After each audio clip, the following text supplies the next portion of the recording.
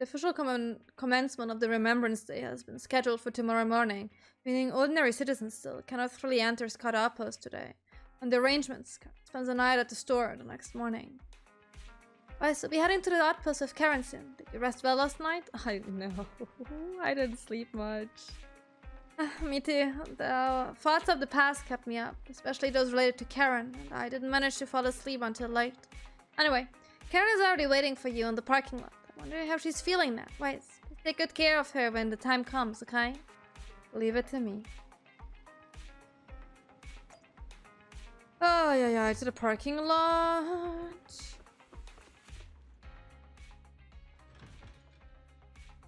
Hey, girlie. I said hello, girlie. Good morning, Proxy. Did you sleep well last night? Yes, I did. Sorry, Proxy, for losing my composure and track of you yesterday. I think I've gotten my mood back in order now. Stare.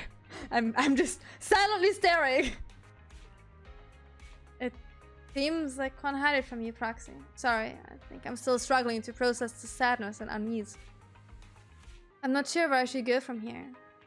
Take your time to unravel your confusion. Yeah, you're right. Instead of continuing to suffer, it's better to reach out and grasp all the hope we can find around us. Maybe things will eventually change. Let's go. Today we're attending Remembrance Day as ordinary citizens, so we can't carry our only weapons. I suppose Grim Vulture wouldn't be foolish enough to make a move inside a military stronghold. You say this now, but I have a feeling. Let's keep an eye out while we're there. I believe we should be able to find new clues. You arrive at Scott Outpost with Karen. Many citizens have come to Remembrance Day. They must be the relatives of those who gave their lives during the fall of the old capital. For some reason, after coming here, Karen has been acting a bit strange. Proxy, can we explore this place later? What's wrong? No, it's nothing. I'm just staring again! Alright, I'll say it. Seems like there are some familiar faces here. Wouldn't it be nice to meet them? I don't think I can face them. If I'm not mistaken, they should be the family members of my teammates. I don't know how I should face them. Try reaching out to them. I know, but I'll be there for you. Then it's a deal. I will go and talk to them, Proxy. You don't have to say anything. Just stay by my side and give me the courage to speak. Oh, okay. Nope, not you. Sorry. These guys do. Wait a moment. That eye cover, that blonde hair. Could you be my husband, Styx's teammate? Styx, are you Mrs. Sally, Styx's wife? Yes, my daughter and I came to attend Remembrance Day. The last time I saw you was right after the fall of the old capital. I never expected to see you again here today. Your daughter. Is this your daughter, Zita? Mom, who is she? Zita, this is your dad's comrade from the Defense Force. Every time he went to the battlefield, she would be there to protect him. Protect him? Comrade? That's so. Why didn't you protect my dad during the fall of the old capital? Why did you let him die and make him unable to come back to me? Kids are so unapologetic. Sorry. Couldn't protect him. Don't listen to what Zita is saying. She doesn't understand. We've never blamed you. Please don't say that. Zita, you can't say such hurtful things. Apologize right now. Why should I apologize? She survived, but Dad didn't. Isn't that the truth? If it weren't for her abandoning him, Dad could have come back home safely. Enough. You don't know what happened back then. Mrs. Sally, I don't think she's wrong. Please don't think that way. I'll make sure to bring her to apologize to you later. I need to explain to her what really happened. Really sorry. Please, don't let us keep you. Go and explore the Remembrance Day event for now. Please remember, all your comrades, including my husband, wouldn't want you to see the hope they left behind. I didn't read that one correctly. Hi, madam. My son, can you see me now? I'm doing well. My legs and feet are fine. I just miss you so much. Excuse me, are you Kokaida's mother, Aoife? Oh, you are... Oh, I recognize you. I saw you once in a military camp after the fall of the old city. You're Kokaida's teammate, one of the survivors. I've been wanting to get in touch with you over the years to see how you've been, but I never heard from you. I didn't expect to meet you here at Remembrance Day. I guess it was fate. As evil as your health still... I'm in good health, fortunately. Everything is fine. Although I'm the only one left in the family, the pension from the government is enough, and still have some years on me. I'm sorry, Gokartus. Tell, you don't need to apologize. My son may appear carefree on the surface, but he's always felt so much pressure. One day, he suddenly told me that he had found a companion who truly understood him. I believe he was talking about you. How could I possibly blame you, someone who helped my son? It's such a blessing. You, a kind-hearted person, are alive and standing here today. I'm so glad. Miss Evil, Child, don't worry about me. Since you're here for Remembrance Day, take your time to walk around and look around. Yeah, everyone's so nice. Oh, there's a podium. Can I give you guys a speech? Are you Alan? Akron's brother? How do you know? Who are you? Wait, your eye cover. You're Akron's sole surviving teammate. Remember you. We met once after the fall of the old capital. After that, I didn't hear anything about you again. I never expected to meet you here. Plushie? It's Akron's favorite plushie. She always kept it in the most prominent spot in her room. I brought it along here, as bringing my sister's shadow to participate in Remembrance Day. Sorry, Alan. I don't need to apologize. I still remember one time when my sister came home excitedly, telling me that a shy new girl had joined the squad. The girl didn't speak much, but she was beautiful in battle. It was the happiest I had ever seen her. To her, you were a presence that inspired admiration and desire not to fall behind. A beautiful soldier who gave her the drive to keep moving forward. You don't have to apologize to me. If sister were here, she would surely say the same thing. Please don't mind me too much.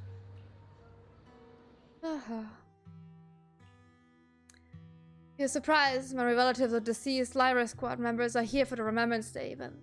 Really just a coincidence? As you ponder this question, the relatives have gathered in front of Karen. Miss, I'm sorry for being mean to you before. Mom told me you were protecting Dad until the very last moment before you passed out. I shouldn't have said you left him to die. I'm really sorry. Zeta was really young when it happened, so she was too little to understand, and I haven't really talked about it. I hope she didn't upset you. No, she was right. If Hi, only I'd been strong enough to take down most of the ethereals, maybe they wouldn't have ended up in that situation. Oh, that's not fair. I think we're pretty far at the end already. No single person's strength could ever Probably be like another 10, deciding 15 minutes factor at in the best. face of a disaster like that.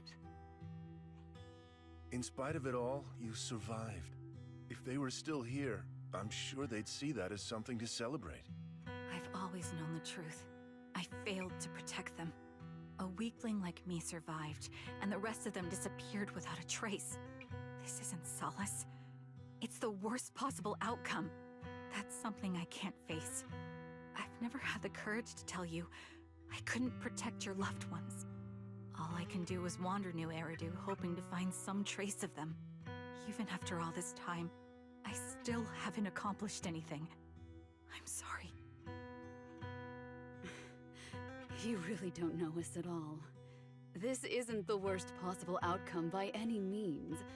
Styx, my husband, and all his comrades who lost their lives, each one of them left Also, the event is only like 4 more days, Shadow. Just look all around If you want to play it, you should do it now. Before you is a legacy they protected that is carried on to this day. After my husband passed away, Zeta and I received survivor benefits. And with all the odd jobs I've been doing, we've managed to get to where we are today. Styx always wanted our daughter to study art, and Zeta's interested in it too. Now, that dream has become a reality. She just got accepted into the art school in Janus Quarter. Mom and I have our tough days, but I often think of Dad's cheerful laughter, and that memory gives me the strength to keep pushing through. One day, it'll all pay off, just like it has now. Thank you for always being by my husband's side, even at the very end. Well, I suppose you must have heard about my condition from my son. Ethel, Kakaitis used to tell me about you. He often took leave or skipped work to earn extra money by part-timing, or to care for you when you were sick in bed. Yes, that's true, but I bet he never told you my illness became so bad that I needed major surgery, and he worked his tail off to raise the money. Who would have thought he would pass before me?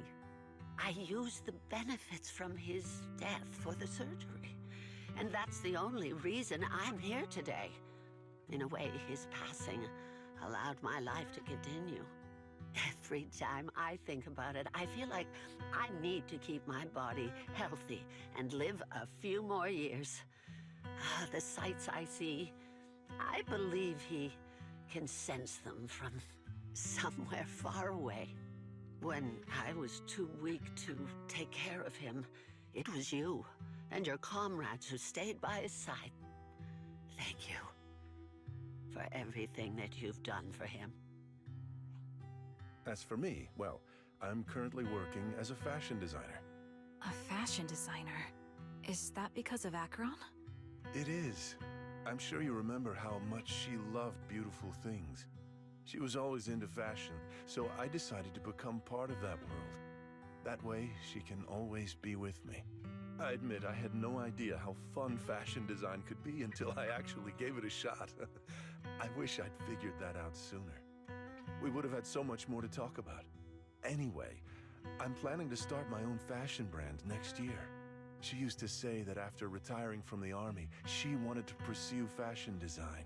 I really want to carry on her dream.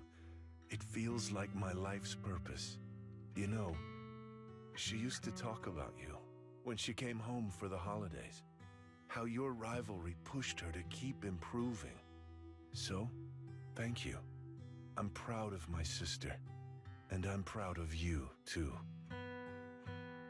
As you can see, all of us have made it to this day, carrying the will of those we loved. So please don't say they left nothing behind.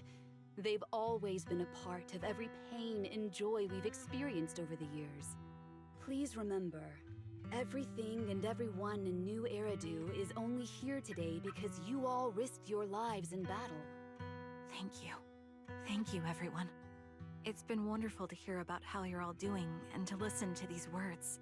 I'm so glad I decided to come here on Remembrance Day. Speaking of which, I wasn't expecting to see any of you. What brings you here today? I could ask you the same thing, Ethel. Last time I asked, you said you weren't coming. I only came because I suddenly got a DM from Nathan. He said he really wanted me to be here. Oh no. I'm here because of Nathan's message, too. He was pretty insistent, so I thought he'd be here. But I've been looking around for a while now. I still haven't seen him. So it's the same for all of us. I responded to his message, but he never wrote back. Isn't that strange? Sorry, but who's this Nathan you're talking about? Nathan is Lethe's younger brother. Frankly, out of all of us, he's probably the one who wants to see you the most. He used to be part of the defense force himself, and... The day the old capital fell, his squad was responsible for supporting the forces that had already entered the Hollow, which included all of you. He's told us that story so many times. When they saw how bad things were in that Hollow, some of the reinforcements called off their plans and pulled back. He tried to stop them, but there was nothing he could do. He always blamed himself and wanted to find you to apologize. But the truth is, the reinforcements retreating was inevitable. Shortly after their retreat, headquarters issued the official order. We all lost someone in that disaster. And for a while, we resented the reinforcements for their decision. But over time, we came to understand it, and we eventually let it go. There was no avoiding casualties in that battle. In hindsight, it wasn't wrong for headquarters to prioritize saving their strength. May I ask what the name of Nathan's squad was when he was in the defense force? The Impera squad of the Obsidian Division. Is something wrong? Nothing. It's just... I think I might have stumbled upon the answer I was looking for. After the 4 family members paid their respect and left, they continued touring on Remembrance Day. Karen stood there in a daze, only having understood something. At that moment, came from the open space from the outpost. It seemed someone had stepped onto the podium, and the citizens all gathered in the podium, preparing to listen to the person's speech. According to the schedule for Remembrance Day, it should be time for a representative of the retired Defense Force veterans to give a speech. It looks like the speech is about to begin. Feel a bit concerned. Roxy, can we go over and listen to the speech for a moment?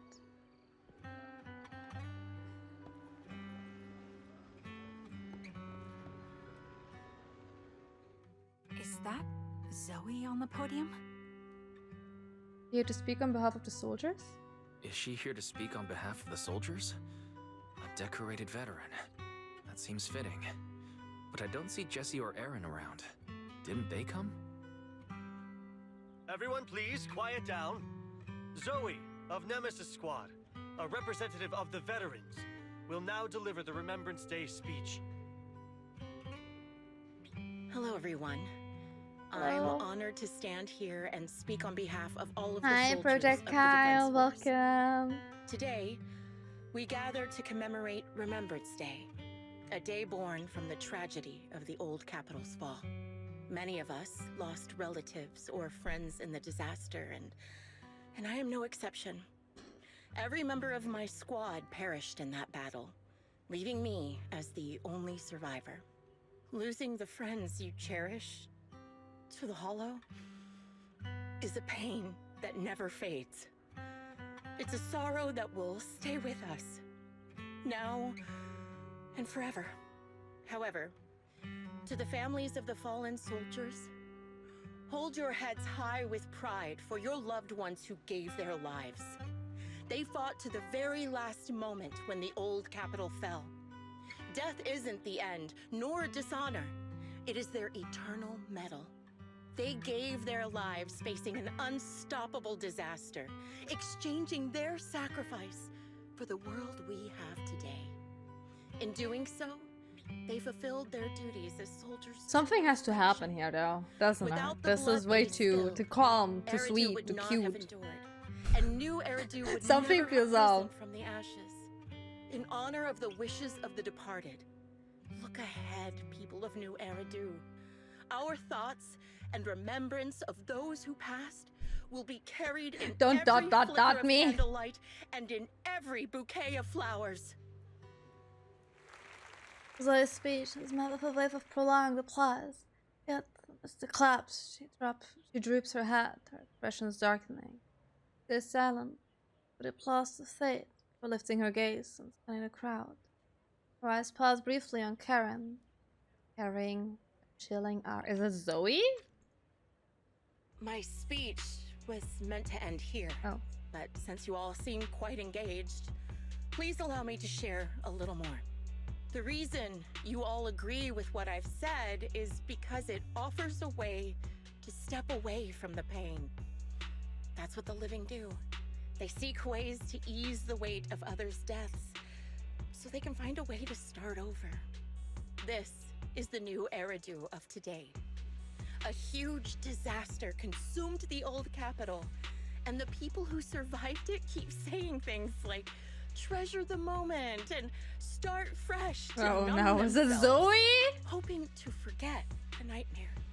No one talks about the soldiers who gave their lives in Hollow Zero. No one asks why they had to die.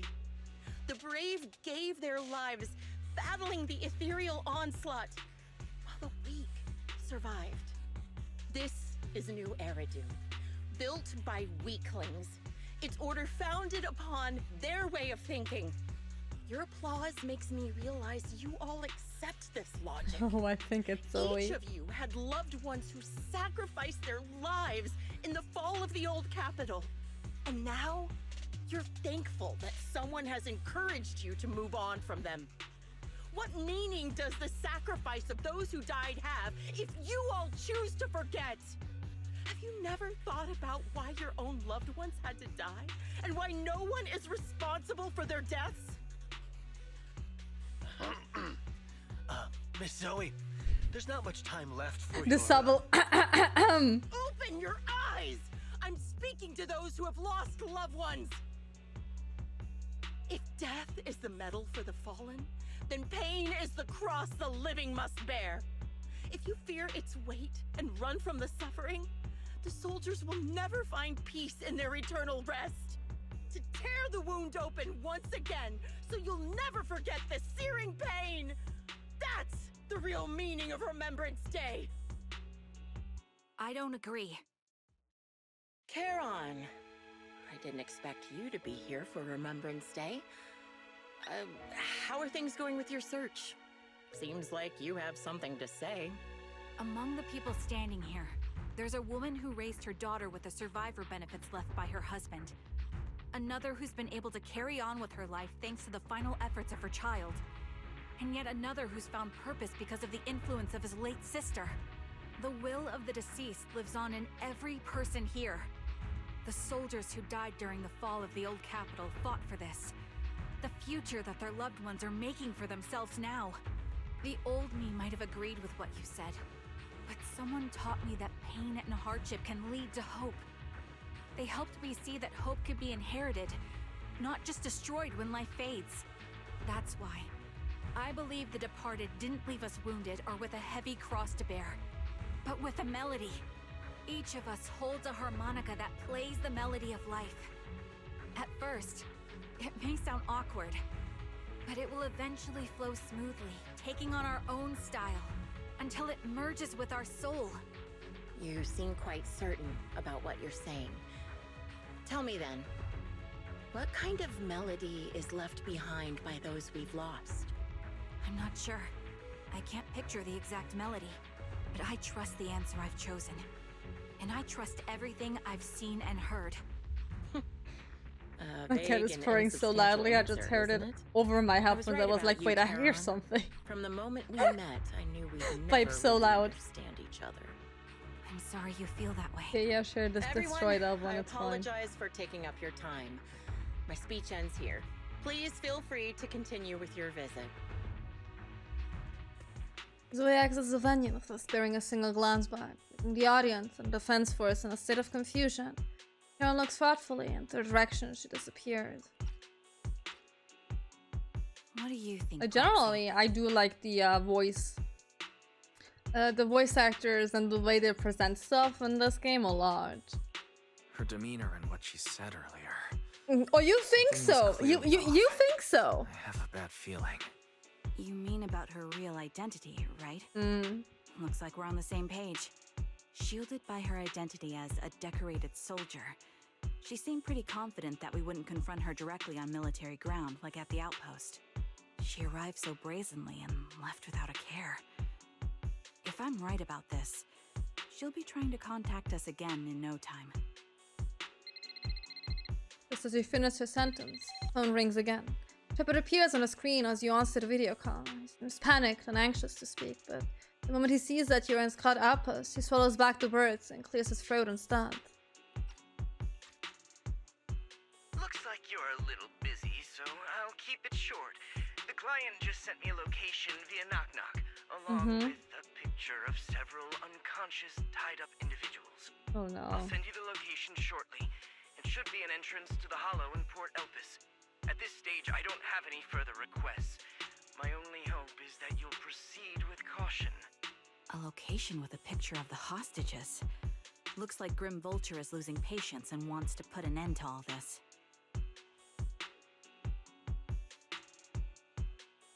Charon, what's your plan? No matter what you decide, I'll stay by your side till the end. Karen doesn't answer right away. Instead, she takes out her harmonica and looks down at her as if she's trying to decide. In the end, she tucks her harmonica away. I've made up my mind. Proxy, please accept my official commission. Help me venture into the depths of the Hollow to rescue the client and any other hostages. It's time to put an end to this. It's up to me to stop Grim Vulture. Stop her from crushing everything in front of her with that heavy cross. You leave the Remembrance Day event with Karen and return to the video store. She cleans her firearm multiple times and keeps adjusting her breathing. Showdown is about to begin. Proxy, thank you for accompanying me this far. In the upcoming battle, Grim Vulture has likely already set up a stage filled with traps. We may need to brace ourselves for a tough fight. Do you have any strategy in mind? To be honest, there isn't a fully viable strategy. The opponent is a sniper and can keenly anticipate the timing and trajectory of each of my shots, judging in advance.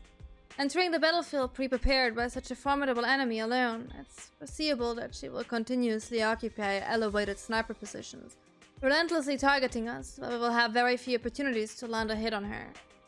Wouldn't that mean we'd be easy prey? Theoretically speaking, that's right. In a sniper duel, the one who fails to secure the best vantage point or expose their position is always the loser. But I believe there's still a chance. In our previous fight, I could sense the pride and impatience of Grim Vulture as a sniper. I'm not sure where that impatience comes from, but that pride is definitely something we can turn against her. I believe she would never accept the idea of surpassing her in sniping skills. If I can outmatch her at a critical moment, she will lose her composure. That will be the only instant she exposes a weakness. Proxy, as is a strategy I've chosen, Grim Vulture may indeed be the superior sniper, but I will suppress her and make the strategy succeed. To win this battle despite the overwhelming disadvantage, please trust your back to me. Proxy, I need you as my companion to support me. I do trust you as much as I have to. Yes, I will. I will protect you, so please also provide me with your guidance. Into the hollow! Let's clean this up. This is the Want to see the Reds? Time for another win. Is it? Huh? You sure you want me to join? Let's clean this up. Ooh, rain.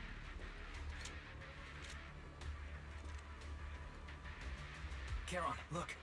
Another communicator. Hello? Oh. Lighter! Hello? Interact with that crap! Another communicator. It's a bad habit for a sniper to be so talkative. Oh, really? I think it's rather good for my mental health to witness in real time how my target becomes desperate and gives up their struggle. Do you really still need to disguise your voice? I thought you didn't want to hide anymore, Zoe. You're right. Seems there's no need for secrecy anymore. Yeah, you kind of outed yourself there. The sniper known as Grim Vulture of Nemesis Squad. Send you my regards. Zoe. No. Grim Vulture. You, like me, were one of the advanced troops deployed to suppress Hollow Zero right after the fall of the old capital, right? Noct, Cartes, and Impera Squad. So far, all the victims have been members of these squads. They were initially supposed to enter the Hollow to reinforce the advanced troops. Nemesis, your squad lacking reinforcements, lost everyone except you in the fall of the old capital. You blamed their deaths on the absence of reinforcements and sought revenge on them. That's my conclusion. Just okay, like but that's like not the fault of the fall people of the from old that capital squad, left you because probably the entirely higher alone. ups said, hey, you can't go there. The sole survivor. A mere pawn abandoned by the military. Don't you think we're very much alike? The Impera squad member, Nathan, the one you're searching for, he pleaded with me to let him go when I was about to kill him, saying he had to see you no matter what. That's how you caught my attention. I let him live to get all sorts of information on you. I was so Oh, curious was about Nathan you that searching I for even us? set a trap, disguising myself as a victim to get closer to you. It turned out we share the same story. We even got the same PTSD symptoms. After all these years, we still see images of our teammates before they die. It's impossible to erase them from our minds. It's just, you use ridiculous fantasies to numb yourself, chasing after illusions of your squad mates.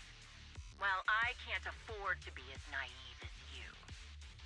One night, when I was overwhelmed with the unbearable images of my comrades' deaths, vomiting and crying, I finally realized the meaning behind their appearance before me.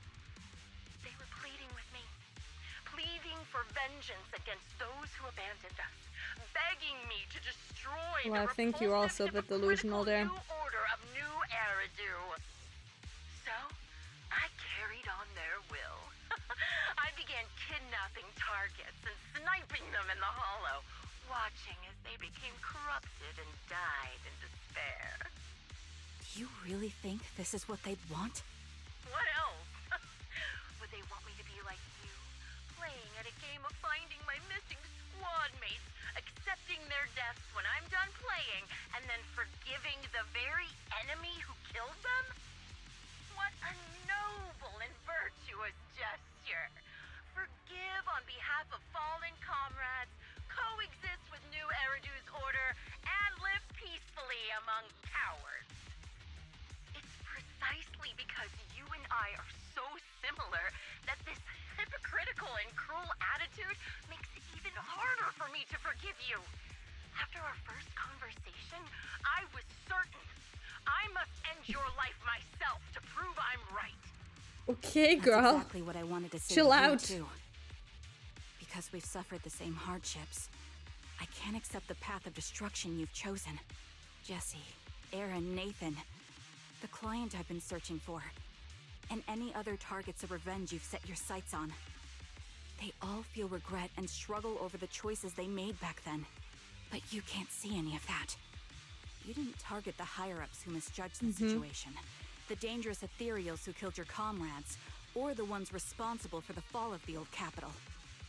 Instead, you went after the easiest Exactly targets. that. Grim Vulture, as a sniper of the Eridu Defense Force, you have failed in your duty.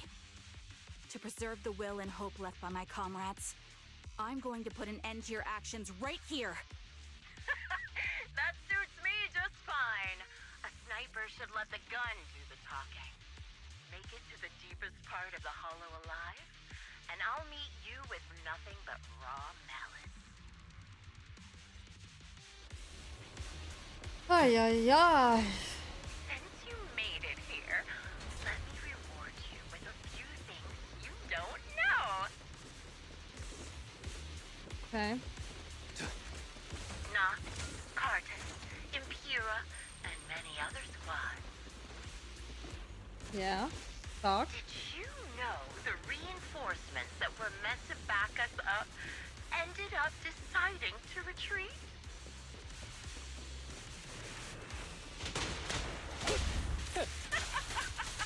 Relying on a show of hands to vote, isn't that ridiculous? Our lives were discarded in such an absurd way, like a kindergarten election for class monitor. Jesse and Aaron, do you have them too? Or are they already? Yeah, are they alive? You still care about them? Or should I say... What? It looks like I haven't made enough of a threat to your life if you still have the time to worry about them. Huh? There we go. I'm like, why are my inputs not working? Why not leave their base hanging? An unsolved mystery. Terribly weak. Normally that's more suspenseful, right? Look, I can't fight and listen to you all that well. Stumble into the underworld with your insight, spilling out. Don't give it to them. Oh, she The killed wind and rain them. are picking up. Oh, she already killed them. This extreme weather is perfect for sending you to your grave, don't you think? No one will hear your screams and cries as you die. Stay on your feet.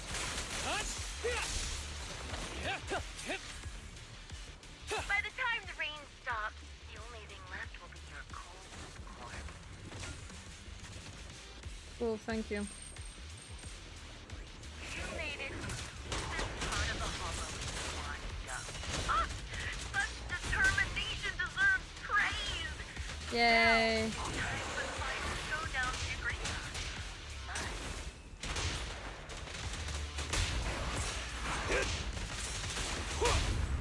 Don't worry, I'm Only way to put it. What sniper would ever confront their enemy head on? Well, a sniper who isn't like covered and isn't like hiding behind, I don't even know where you're hiding at. Who's the pathetic one now? Yeah, who's the pathetic one now? Corrupting a high-ranking officer. Oh. What? You're gonna get persecuted. If not by me, by someone else.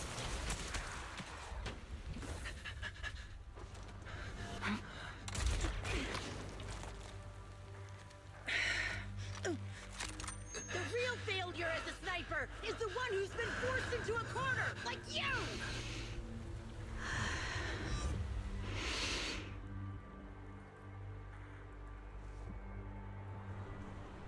The wind. It's shifting.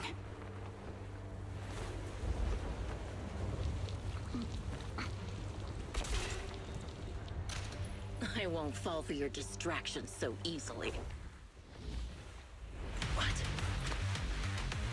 I will surpass you with my own melody of victory. Damn! And let the wind be the opening notes. Oh, they both hit. Charon, no! Wake up! Charon! Okay. I was like, that's around the heart. Oh my fucking god. Thank god, the harmonica. Because she would be dead! Damn!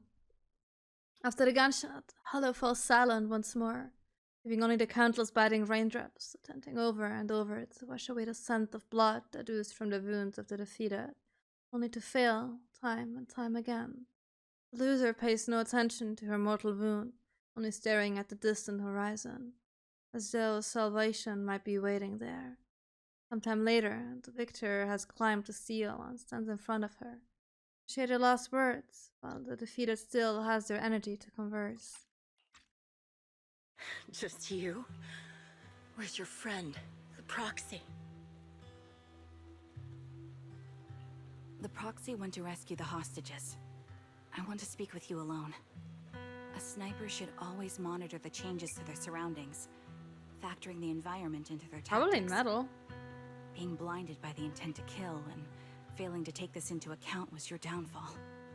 Didn't expect to be lectured by a youngster. What a disgrace. When my view was blocked, I realized you'd used the visual blind spot to reposition. So I adjusted my aim accordingly.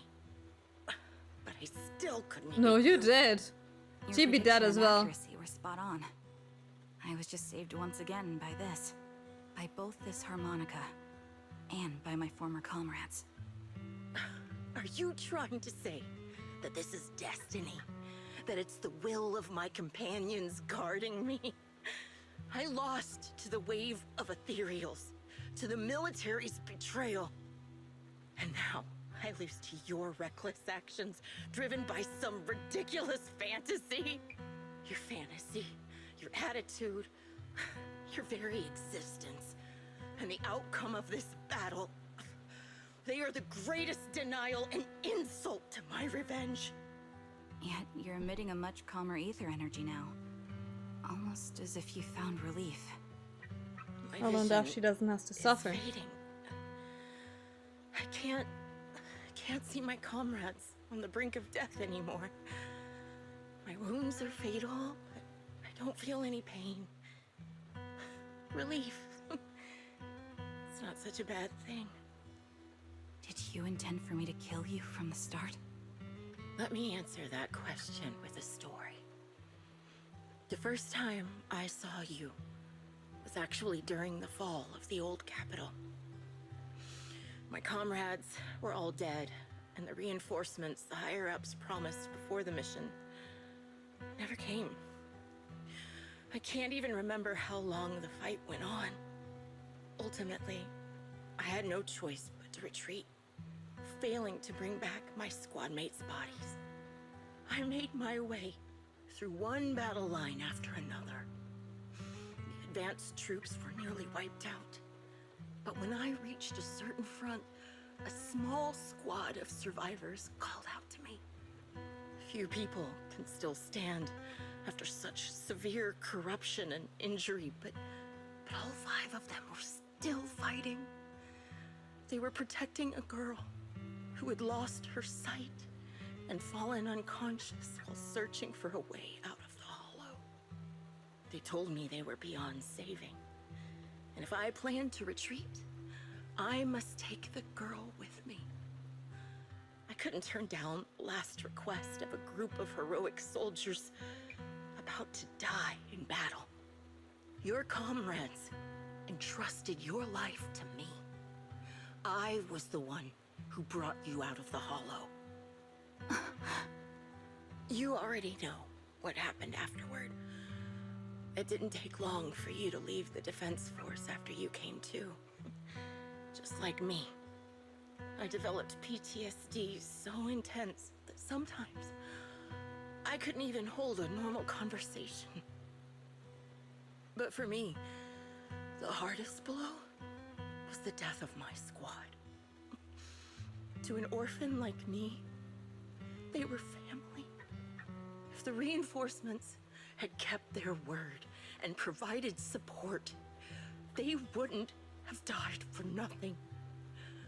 Don't you ever have that thought? To say I don't would be a lie. But I think deep down you know. From the moment we stepped into the Hollow, there was no way we were getting saved. Given how quickly the Hollow was spreading, and the ever-increasing number of ethereals, it would take the sacrifice of countless Defense Force troops to suppress it. It wasn't something that could have been accomplished in such a short time. The reinforcements would have only been a drop in the bucket. More sacrifices without results. Canceling the reinforcements, sending the advanced troops to rescue as many civilians as possible to minimize casualties. I think most commanders would have made the same decision. Objective and cold logic. I understand it, of course. But when you see members of the reinforcements living happy lives years later, can you still keep your composure? I couldn't. Even if the chance was minuscule, I wanted my squad mates to survive. But they turned that chance to 0, and still have the nerve to embrace a peaceful future. I can't help but resent them. By the time I realized what I'd done, I had already taken several lives. Nathan. When I tied him up and was about to kill him, he begged me to spare him, saying he had something to give you, no matter what. That was when you re-entered my line of sight. I think I've said this before. We're very similar, yet we have completely opposite beliefs. After meeting you, I became even more certain. In the face of suffering, I chose destruction, while you were destined to choose to protect. But you're still entangled in your obsession with your squad mates. If this continues, you'll eventually sink into a void of despair. Your hope is like a bubble, ready to burst at any moment. The version of you I want to kill is the complete one, who can firmly reject my answer. If you haven't found your answer yet, then I'll be the one to push you forward. I kill you, or you end me. Either way works. But after seeing your growth, maybe I'd prefer you to step over my body. That's the final answer. Why? Emptiness and doubt. No matter how many targets of my revenge I took down, nothing changed. Aiming my gun at former comrades, drowning in hate and rage, all it left was a hollow emptiness. But you're different. You've gained unconditional trust from the proxy. You have the courage to fight through my trap. And eventually, you'll have a melody that's uniquely yours. My belief has faltered. I finally remember. My squad mates were fools, just like you. You're right. They would never want me to become this way. And talk about carrying their cross. But in truth, I never carried their will. So be it. Take the hostage and go. The villain stained with the blood Nathan's of others alive? deserves nothing but a miserable end. I'm looking forward to how long you'll be able to protect those in front of your eyes.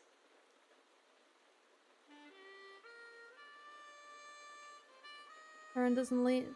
That kneels beside Grim Vulture, up the bullet-marked harmonica, playing a melody titled Homecoming.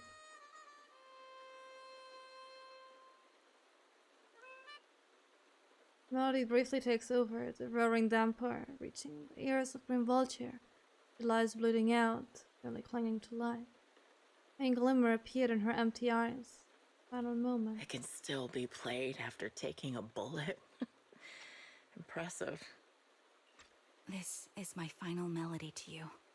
No matter how miserable you've become, I'll still remember you. Remember we once shared the same path in life. But in the end, our paths diverged. Your hatred has long twisted into sin. But if not for you, I wouldn't have learned how to hate, or found the true targets of my hatred. I used to know nothing. My teammates served as my teachers and taught me so much. And I think you must be my final teacher. You taught me, in the most intense way, what hatred truly means. Really? So you found someone you want revenge against, too. That's good. The melody of Homecoming plays on as the girl endures the agony of her ocular rejection, struggling to make the harmonica's notes rise above the sound of the rain. As the last note fades, the relentless downpour, the defeated one takes her final breath. This story was dark as fuck! Holy hells! He rescued the kidnapped people, leave the Hollow anonymously, reported things to public security, and update the Shepherd on the situation. A series of tasks that needs to be done after such an intense battle leaves you dizzy. After requesting to meet the client of Shepherd, you receive his message, calling you to Port Elpis. Praxi, we've arrived at the port. According to Shepherd, he, the client, and the rescued Jesse and Erin should all be here. Let's go talk to them. Something bothering you? Oh, Praxi, you've noticed, even though we defeated Grim Vulture, I still can't seem to let it go. Just as I thought, when the wind changed and the falling banner blocked her vision, she could have retreated, waited for her sight to clear, and then resumed sniping. If she had done that, I would have had no chance of winning.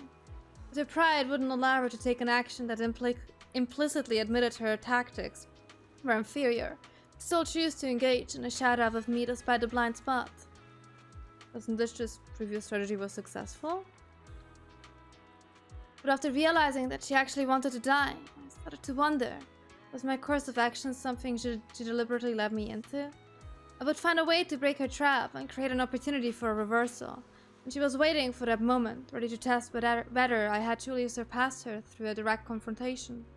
I believe that was her intention. I don't care about no. You have valid thoughts there. Proxy, you told me that Grim Vulture once appeared here at the port, standing by the trash can on the wooden pier, gazing out at the sea. What was she thinking back then, I wonder? Sorry, I was just talking to myself. Let's go meet the client together. He's still alive and hasn't become another of Grim Vulture's victims. I suppose that's the best news we could have had. Although I already understand that the client's true identity is not my teammate, and it may not bring me the hope I've longed for, I still want to face him. Alright, let's go. Wrong buttons. Yeah, good. Which side? This side. Get it good!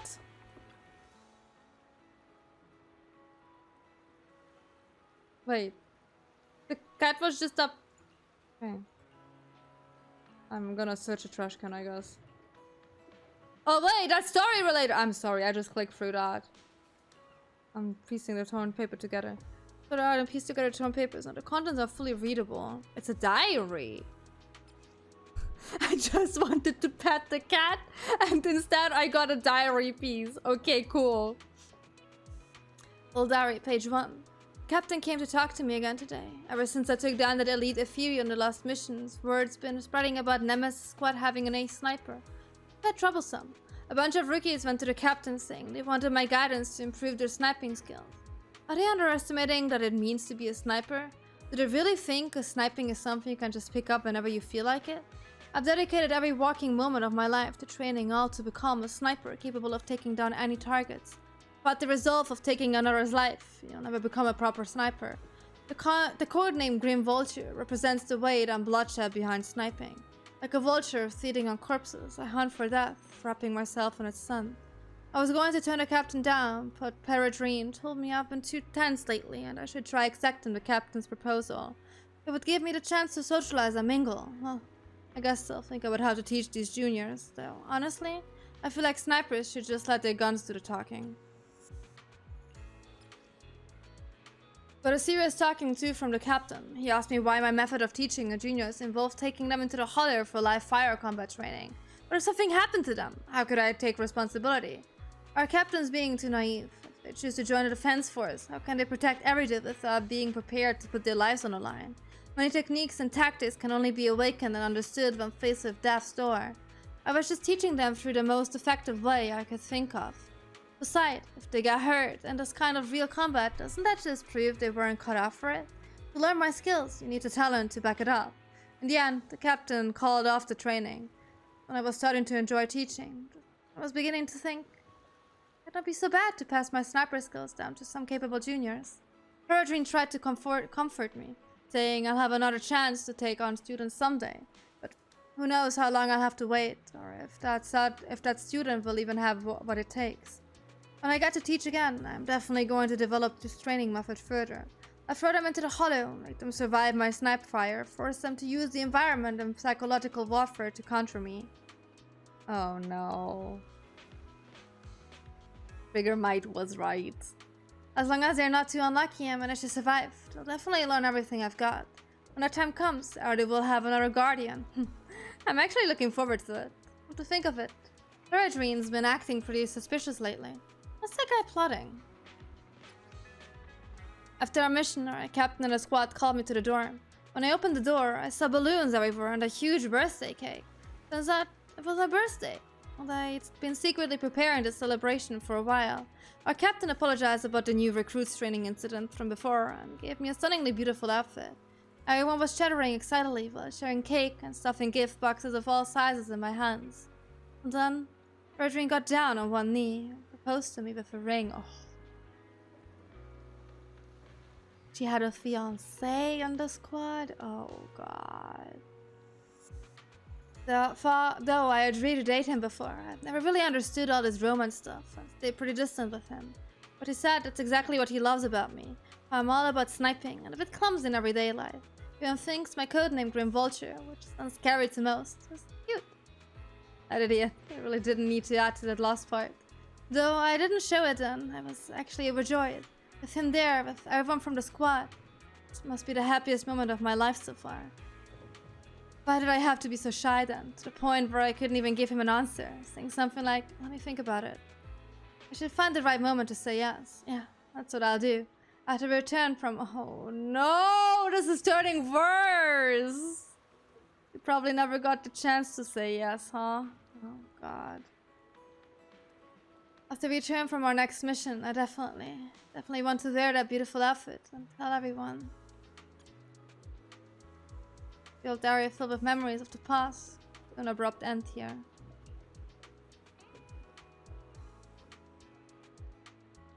Can I pet the cat? Can I pet the cat? No, okay. Is there more? Okay, it's just the same thing. I can't pet the cat. Makes me kind of sad. But I'll take it. Okay, cool. We got some extra sadness. Just dribbled with some sadiness here. Well, that's Nathan. Okay. Hi there. So you're the sniper from Liar Squad. It's nice to finally meet you. It's not the face I expected with the name Nathan. I'll be for real. The younger brother of Lethe. It's good to see you safe and sound. That's right. I'm sorry for causing all this trouble. I nearly cost you your life, becoming a target of a victim from the fall of the old capital. Maybe that's what I get, not helping my brother and the rest of the defense force back then. When the reinforcements decided to retreat, I spoke out against it. I had family among the soldiers already in the Hollow, but I didn't have the courage to take that step. The one that might have cost me my life. I'm sorry. You don't need to feel regret or apologize. The outcome wasn't something you could have controlled. You cared deeply for Lethe, and even today you still think of him. To someone like him, who always cherished family, that's more than enough. Thank you. I heard you've been searching for the members of Liar Squad all these years. I'm nothing compared to your determination. Thank you for everything you've done, but please stop the search. It's time for you to start living a life that's truly your own. I hate to say this as a family member, but back then, they were already... I know. You don't need to say it. I've been drowning in a fantasy of my own making for years. But it's a fantasy that kept me from falling into the abyss. Nathan, Grim Vulture told me you have something you want to give me. Is that why you commissioned someone to find me? Yes. After learning about the bond between you and your squad, I knew I couldn't live with myself if I didn't get this to you. So I got on my knees and begged Grim Vulture. Even playing this recording for her, hoping it would move her. Regardless of how things unfolded, what matters is that it wasn't destroyed, and I'm here, alive, to hand it to you. I'm glad about the life part. Nathan rummages through his jacket pocket and takes out a slightly worn tape. Liar Squad's tape. The tape from Liar Squad is covered by Nathan, Leafy's younger brother. This long sealed recording sparked a series of events that would follow. Okay, yeah. You don't need to. I found this while going through my brother's belongings. It's been tucked away for years. There's a recording on it, and I think it's a gift Liar Squad made for you, but never had the chance to give you. Oh. Thank you so much. Do you mind if I listen to it now with the proxies? With us? With me and Belle? We're honored. I thought we were just here to collect the commission fee today.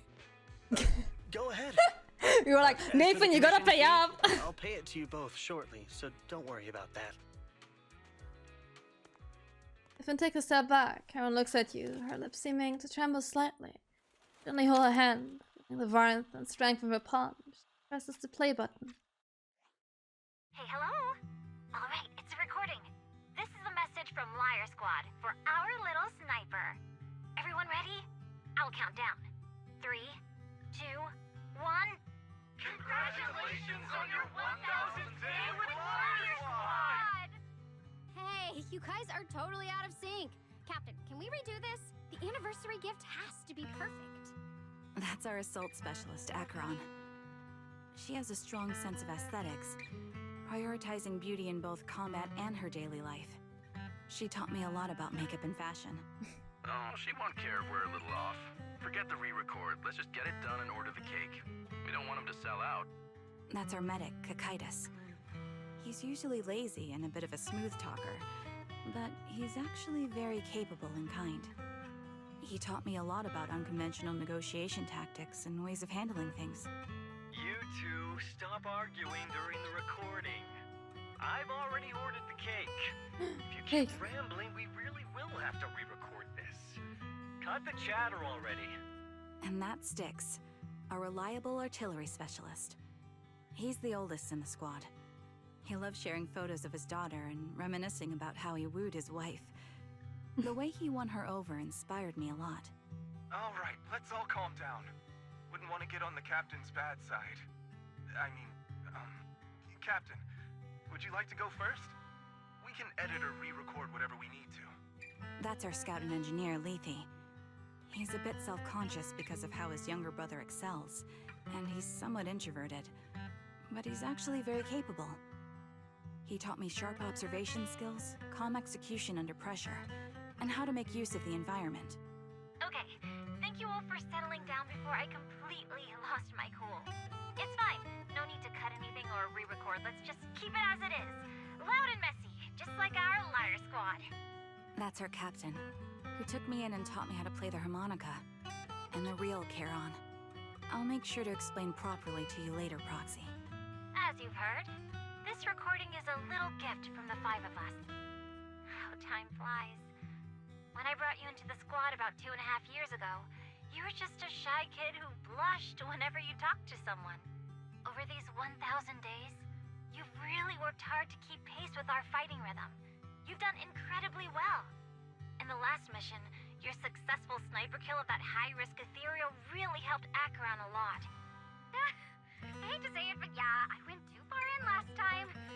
Thanks for getting me out of that mess. Just this once, I'll admit, your moves were more elegant in that fight. And not just that fight. Ever since you became a quicker shot and learned to adjust for wind speeds on the fly, we've been taking fewer and fewer hits. Makes my job way easier. So, cheers.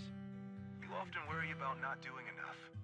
But in these 2.5 years, you've absorbed everything I know about stealth, reconnaissance, and tactical countermeasures. Trust me, you'll become an incredibly skilled sniper. Having you covering us from the rear makes every fight feel safer. But you still have a lot to learn about socializing and romance. When peace finally comes to Eridu, leave us and live your own life. Where did that come from? She's not leaving us. Even if she retires, she'll move into my house and I'll spoil her with loads of beautiful clothes. We can talk about living alone in 10 or 20 years. Sorry, I got carried away. Anyway, you're talented and hardworking. Over these 1,000 days, you've opened your heart to us and even encouraged us in return. Having you as a comrade is a blessing for all 5 of us. But I have to say one thing. You're always so sensitive and kind. Every time you see us get hurt, you look like you're about to break. Has our squad motto, having each other's backs, become too much of a burden for you? I get how you feel. When your squad mates trust you with their backs, your first instinct is to protect them, right? But that's not the way it should be. No one can shoulder everything alone. Don't try to carry everything on your own. Choosing to fight on the battlefield is my resolve. Feel it. Share yours with me. And when it's your turn to watch my back, I'll give my all to honor it too. As long as you fight with all your strength, there's no such thing as failing to protect something. Because your will and our will is preserved and carried on in other ways. But don't let that weigh on you. Try to trust in us, just like we trust in you, no matter what. I've struggled with that kind of thinking myself, but I eventually made my way through it. All this talk of camaraderie, of keeping each other safe. It's like a harmonica melody scoring our time together. Even when things change, our tune will go on, and that's enough. Exactly. Honestly, I'm sometimes terrified. Afraid that someday, you'll blame yourself for failing to protect us and fall apart. That's why I wanted to record this message. Please, don't try to bear everything alone. Maybe you can start relying on us more, fully entrusting your vulnerable side to us. Our will has long been intertwined with yours. We're comrades. This is getting way too sentimental. It doesn't feel like me anymore. Anyway, we just want to see you trusting your comrades enough to share your burdens, even if it isn't us. Finally, we'd like to give you the song that's closest to us. If what we've said is hard to understand, just feel it through the music. Please, enjoy my masterpiece, Homecoming. The orchestra plays a familiar tune. Crisp, clear, as if it were recorded just yesterday. When the music fades, the tape goes silent. And to the woman who calls herself Karen, as she desperately wipes away uncontrollable tears. Harbor wind ruffles her hair, and then, at last, lifts her head. Proxy, do you remember? I was once terrified of seeing the look on their faces. Of course. Can you see them clearly now? Yes, crystal clear. As if I've returned to the exact moment of parting.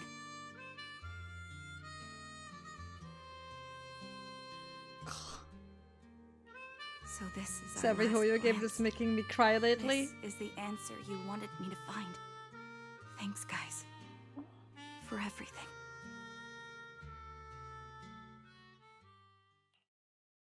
The meeting of Nathan. You spent a long time with Karen at Port Elpis, letting the sea breeze wash over you. You don't say a word, because you both know it will soon be time to part ways. As the temperature begins to cool, you head back to 6th Street with her. Proxies. No. Wise. Belle. Hi, Cyan. I've troubled you two a lot these days with my personal affairs. Words can't describe what you've done for me. No worries. Honestly, my brother and I have been a bit lost recently. Meeting you, though, well, it feels like we've known each other forever. Doesn't it, Wise? We've learned a lot from you, too. Yeah, we've learned a lot from you too. If nothing else, spending time with you really cheered us up. Perhaps we've always shared the same resolve. Yeah. When I was trapped in self-doubt, unable to get out, I'm glad you were there with me. You're right. We've already entrusted our backs to each other as comrades. And because of that, because we are comrades, please hear me out. Maybe you've already noticed. I'm sorry, but I've been keeping something from you. Charon isn't actually my code name. As I mentioned before, Charon was my captain's code name. When I met both of you for the first time, I didn't want to tell you my code name because I thought someone who couldn't protect their we weren't squad aware mates it's had no Trigger, right to are we? one. So I lied. Captain Charon was an orphan like me with no family to mourn her. I've been using her code name because I may be the last person in the world who still remembers her. But I understand now. If I want to keep moving forward, I can't keep hiding behind a lie. My true code name is... Stop her from continuing. Why would I do that? You don't have to tell me right now. Charon, at the harbor, Nathan spoke to you privately. Was he offering you a chance to return to the Defense Force? Yes. He said he still has a friend in the Defense Force who's currently forming a new squad. And if my goals align with theirs, I could consider joining them. So, what's your decision? Where will you go next? After everything that's happened, I think I do share the same goal as that friend of his in the new squad they're building. So I'll head back to the new Eridu Defense Force and keep chasing my new goal with a new team. And your new goal is? Your new goal. Is it to look further into the fall of the old capital? Yes. My encounter with Grim Vulture has made me realize this should be the true form of my vengeance. I'll uncover the real culprits behind the old capital's fall and make them pay for their crimes. If the ferryman who leads me to the truth demands a price, I'm willing to wager my life. I have a gut feeling the masterminds will reveal themselves again soon. To protect the city my comrades cherished and sacrificed their lives for, I won't allow such a tragedy to happen again. By letting the will to protect guide my hatred, I now have a clear aim toward the truth. Luckily, we can't be completely honest with each other right now. That's what I thought. If that's the case, then for now, we shouldn't learn your true code name, nor entrust our backs to one another. Are you saying we're on opposite sides? No. Not quite. We might walk different paths, but those paths will lead us to the same destination. It's just that, for now, we can't say any more than that.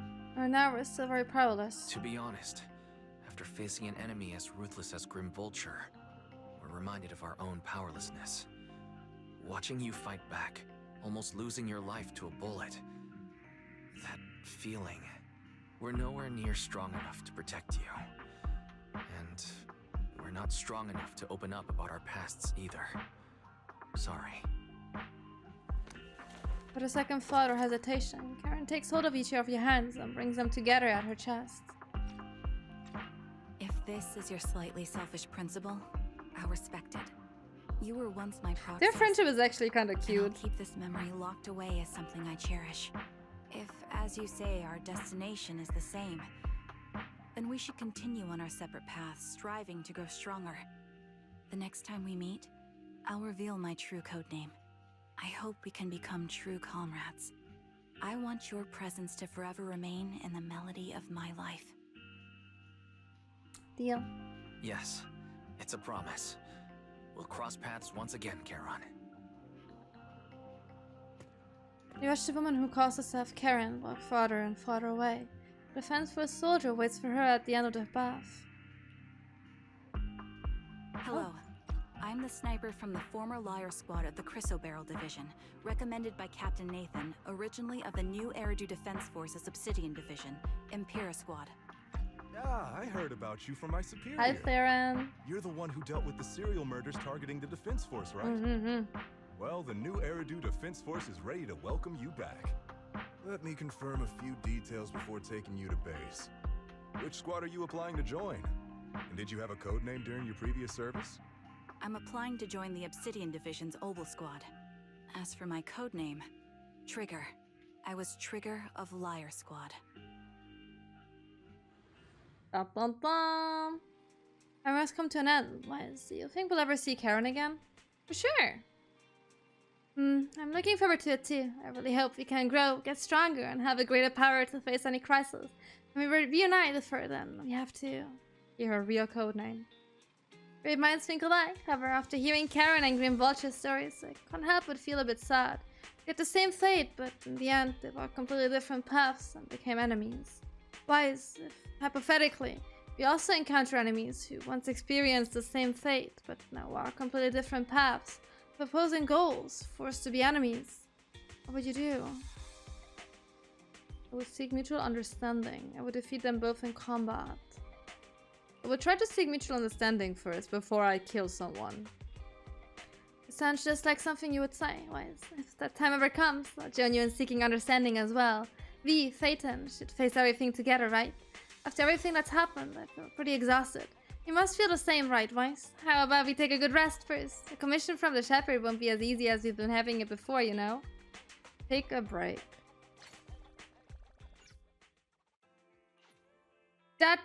Damn. Finish the story. Ay, ay, ay.